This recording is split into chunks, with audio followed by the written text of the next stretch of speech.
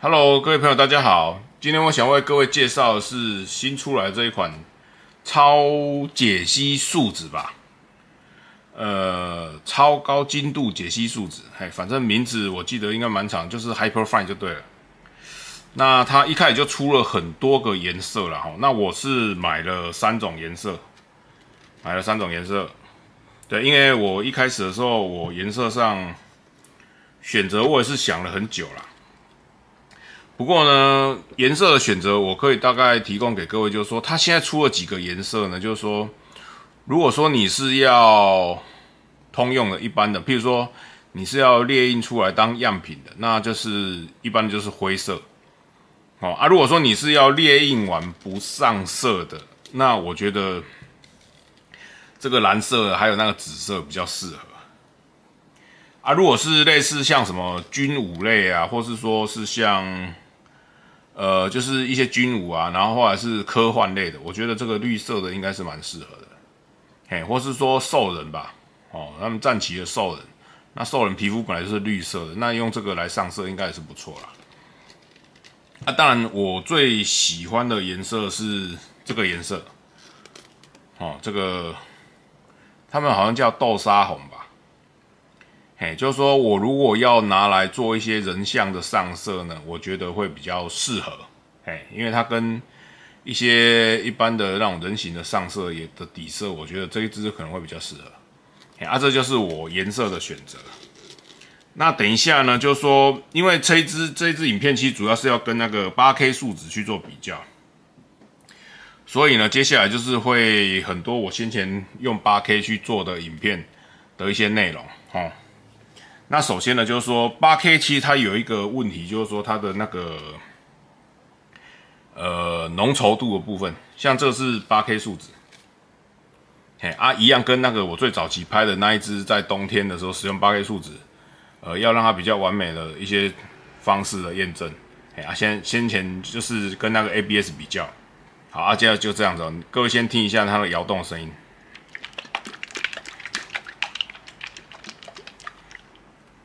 好，我现在用那个这个超高精细的然后一样是比较一下摇动的声音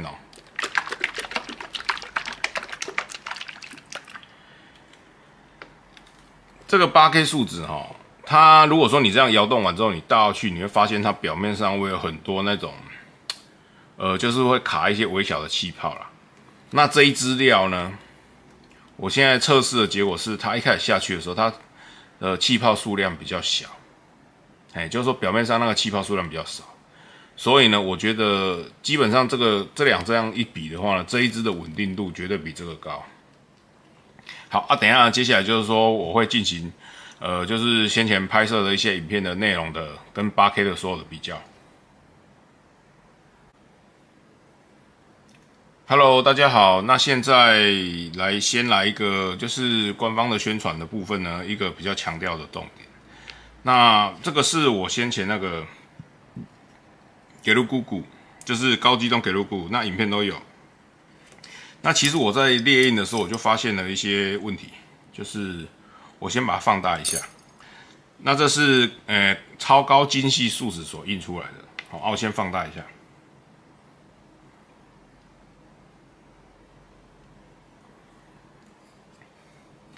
这个高机动给路姑姑呢，就是说我在列印的这个地方，这里，它在一些就是说，我比较深的刻纹，比如说这样刻线啊，我如果要列印这种比较深的刻线，那如果说你的温度在不是很恰当的情况，就是说你当时练的环境是比较低温的情况下，我发现说它就是会变成它中间就会有点卡料。我不知道这样各位看得出来吗？你看这里，它这会有一点那个，就是说不够漂亮啊。这个变成说我这个刻线的纹路呢，它变得不够细致。另外一个是像这边。当然，这个是我早期我还不是很清楚的时候去做出来的。不过我在印的时候就有发现，就是说你如果在比较低温的环境下，那你印这种很有点深度的刻线的，它可能不是每个地方都非常完美。哦，你看这些地方都很完美哦，这个不是我自己刻的哦，这是印出来就是这个样子。可是它就会有些地方会卡一些料出来。哦啊，这个呢，则是说它现在我用的这种树脂，它所印出来的精细度，各位可以看一下，非常漂亮。当然，我用这个来做例子可能比较不恰当，因为其实这样的精细度8K 树脂也是做得到，只是说，如果说你要印那种很细微的这种，像这种地方，这种地方就有可能了。哦，你要这种比较深的刻线，那又细，那可能就是说，你列印的时候，你的温度必须要比较恰当。不然可能就出现刚才那高机动给入固的情况。不过不知道各位看这种精细度，各位觉得怎样？因为它预设的参数就是0.3的啦，0.3的印出来的，它就是这个样子。好啊，等一下就下一个测试。Hello， 大家好。那现在来讲一下这个，就是我现在所列印出来的这武器组。那这是现在列印出来的武器组。那我影片中应该有介绍过，这是有混一点3500，就是说我让它不要那么脆，我希望它有一点柔软度，像这样。那这一支新的超高解析树脂呢，它好像就是我不用混料就可以这样子了。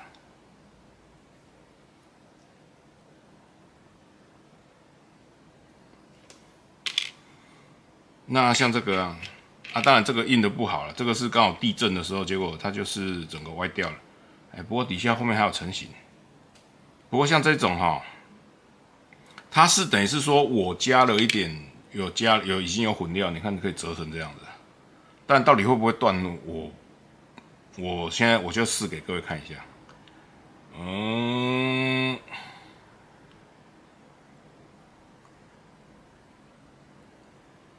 然后这是以前一些料的特性，结果它这支超高解析树脂就是已经可以折成这样子，很扯哦。可是也不代表说，像我现在测这个圆的，你看先前我这个混料的这个是混料的哦。那当然这种是可以折啦，不过应该是折下去之后应该还是会断吧？我看一下。啪！你看断了，这是混料的。再来这个，因为我这个其实我印的时候有断一个了，我不晓得是不是因为当时地震的关系，所以说它这个可能地方接合有歪掉，所以它才会断。不过刚才已经有给各位看过了嘛，它其实本身就是这种状态已经很好了。它比我混一点300的状况还要好。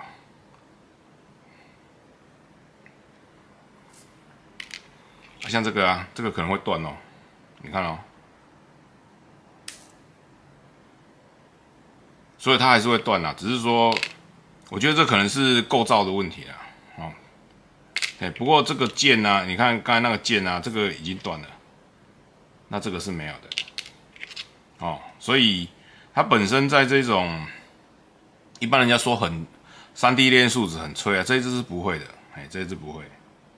我觉得这样的话，你就算你做这些小的物件你就算不小心摔到其实也是没有问题的。像这个已经都可以这样子，只是说我不晓得这样能不能回来。好像还可以对，然后再来就是说，像它这种细部的地方这个印出来也是很漂亮的。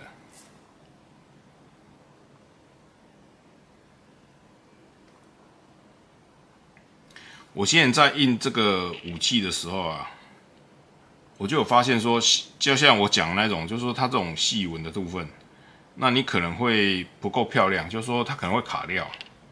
那像这种就不会。当然我现在的环境我是用比较正常的温度，就是说一般的，可能27度左右的温度去列印的，所以我还没有在寒冷的状况下去印这支料。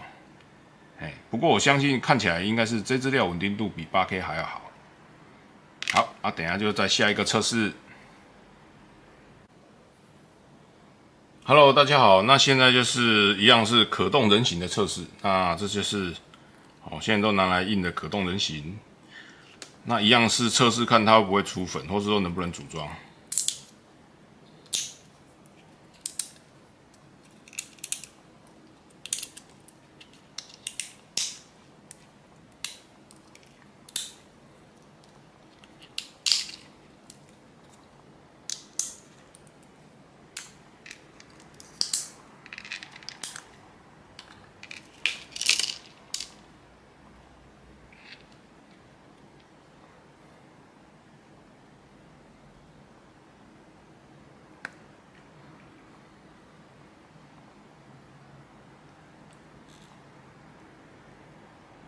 哇，装不进来，不好装。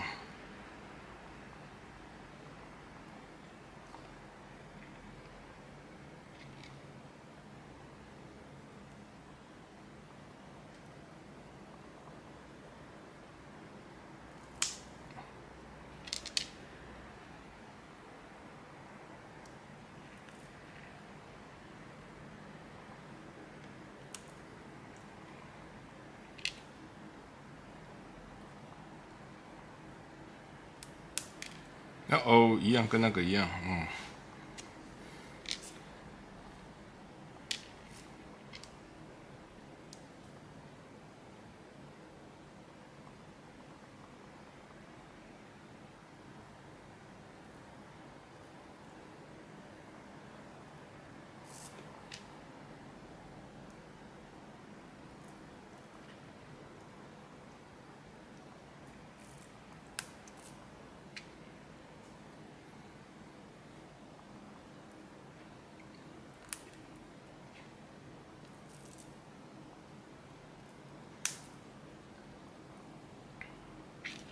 不过这个断裂也有可能是因为他那个这个作者他可能档案把它改成比较紧，也不一定，不确定。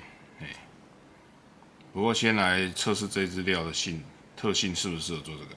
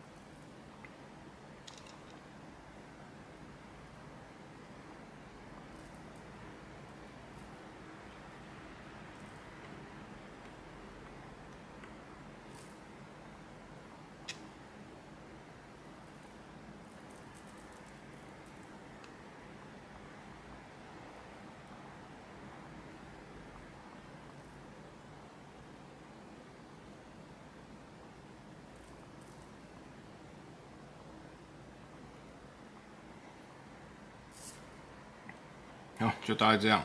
那你看一下，它其实还是会出一点粉的。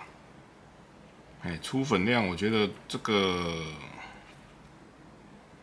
出粉量，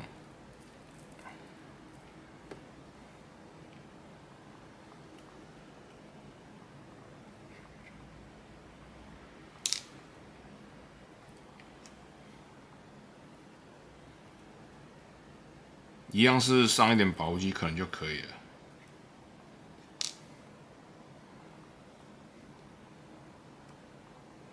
不过做可动的话，可能还是比较不大适合一点点。当然那个标准的话，如果是我都是拿跟那种市售的组装的模型来比啦。不过看来好像也可以哦。不过这个粉我觉得还是不够油。目前测试不会出粉的就3500啊，3500那支料是不会出粉的。不过这个就是这样子咯。好啊，就下一步啦。Hello， 大家好，那现在测一下削切的部分，然后用这个黄灯模式，那就开始切。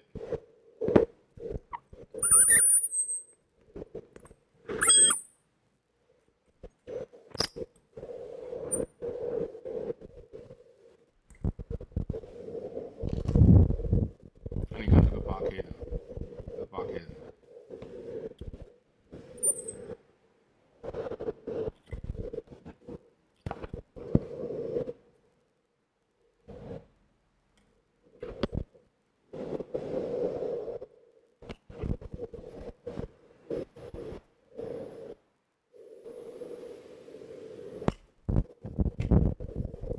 所以其实感觉也不会硬到像石头，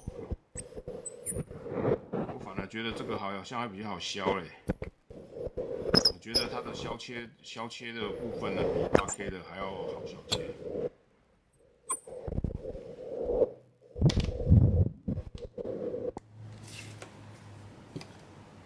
好啊，再来就是打磨的部分，这个我大概先磨一下了哈，那你们可以看一下。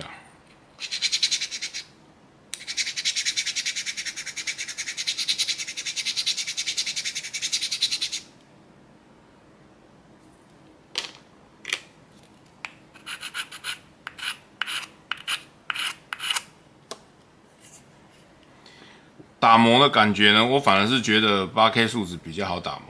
那这个呢，它可能是有一点韧性的关系，因为你看可以弯折嘛，所以我在磨的时候，我发现说它比较，因为听那声音就知道了啦，这个比较就是你要磨这个比较好磨。可是如果是削切的话呢，削切这一种类型会比较好削切，那反而8K 的比较不好削切。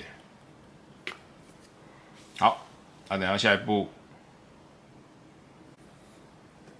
Hello， 大家好，那现在做一下简单的上色测试。那用这个，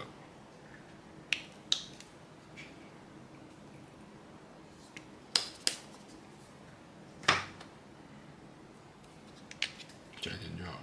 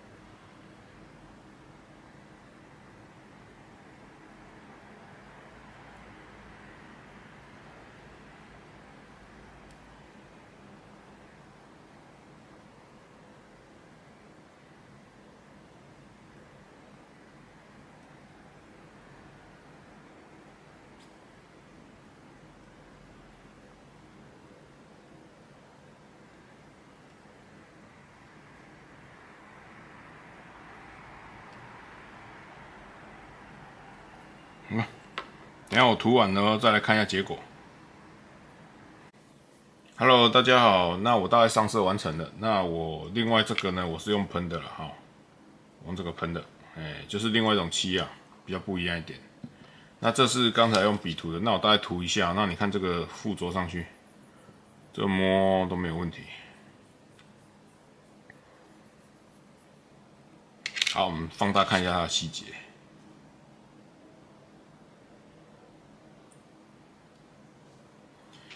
那这个因为刚才是绿色嘛哈，你看这是绿色，刚才那绿色的。那我现在把它上色完了，我看这个细节真的很漂亮。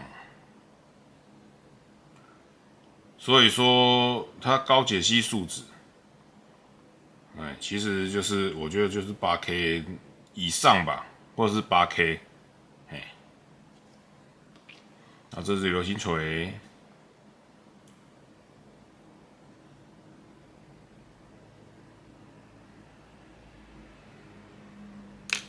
好，等一下就进入我们的小结。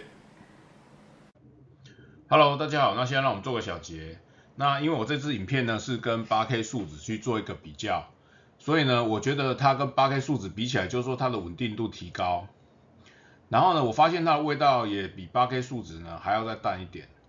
那当然最重要的特色就是说，我觉得它就是比较不会断。我觉得跟 8K 比起来，应该就是3个。那稳定度提高是什么意思？就是说，我觉得它应该是在温度的容许的 range 应该会比较好一点。对，因为 8K 数值那一支呢，它如果你在比较低温的状况下，那你可能就是要降低裂印的速度。对，我觉得这是最主要的差异。那接下来只是有关于一些建议的部分。那这支树脂，我觉得它是比较像是你要直接输出成品的树脂，所以呢，我觉得第一个就是说，你可以去使用不断电系统，就是说让我们电音的时候会稳定一点。因为现在有时候呢，可能会不是停电，而是说突然有时候可能会电会突然跳掉一下，然后又马上恢复。那使用不断电系统可能会好一点。那其实不断电系统没有买过的人，其实我觉得就是蛮简单的，就是它其实就是多一颗电池的延长线就对了。嘿，然后再来就是说离心膜的部分呢，因为现在已经出到 ACF 离心膜了嘛，可是如果说你是使用 ACF 离心膜去列印的话呢，那可能有些时候表面上会有一些很细小的，看得起来好像有一些细小的纹路，可是那个纹路呢，你如果喷漆完之后就不见了。可是如果说你是要直接当成成品输出，那可能用现在的 NFEP 离心膜会比较好一点。好啊，接下来就是说，其实这支树脂呢，我觉得不一定说是取代掉 8K， 因为有很多的东西，我觉得你还是可以直接用 8K 树脂去做列印。因为其实我看到国外的玩家他们去做测试的话呢，他们觉得说，如果说你使用得当的话，其实它的超高精细度树脂跟 8K 数值出来的精细度是一样的。如果说你大概有一些经验的话，你就可以做出来一样的精细度。那什么样的东西我觉得会比较需要用到超高精细数值？就是说在一些很明显的刻线，有大量的刻线的那种，而且是有点深度的，那你可能用这个会比较好。啊，如果是 8K 数值的话呢，就是说我们一般的那种人形的那种整只的雕像啊，那一种，其实我就用 8K 数值就可以了。对，我觉得这是最主要的差异啦。所以说不是说它取代掉 8K， 我觉得你不一定要去使用这一支，你还是可以用 8K 数值去做一个列印。那接下来关于列印参数的部分，那这支数值跟其他的数值最大差别是，如果说你去官网看的话呢，它一开始就提供给你30 million 的层高的参数给你。这支数值因为我本身有买过 8K， 那我 8K 也是还有。那我本来想说它是不是可能就稍微改一下，然后就直接再拿出来。可是呢，你如果跟 8K 数值去做比较的话，你去看这个地方，这个休息时间这里，你就会发现说，其实它应该是就等于是跟 8K 数值去做一个不同方式的调整。因为 8K 数值这边的话呢，它不需要等那么久。那这个区块是什么？就是说我们在列印的时候，我们会给它正常层的曝光时间，曝光时间等于是我给它能量。那这个是什么？那这个地方休息时间是什么？就是说我给它能量之后呢，那现在它树脂需要时间去反应。所以说呢，这一支树脂呢，它其实是列印每一层的时候，它的休息时间拉得很长，拉得有点长，然后再来是这边的抬升速度呢，我是大概调整一下而已。那这支树脂呢，它到底能够提高到多少速度，然后可以列印完整的？我还不是很清楚，因为我只是大概稍微调整一下。那我这次测试的是使用 FEP 离心膜，我还没有使用 NFEP 离心膜去做列印，那效果就是前面介绍给各位的这个样子了。这个呢就是提供给各位参考啦。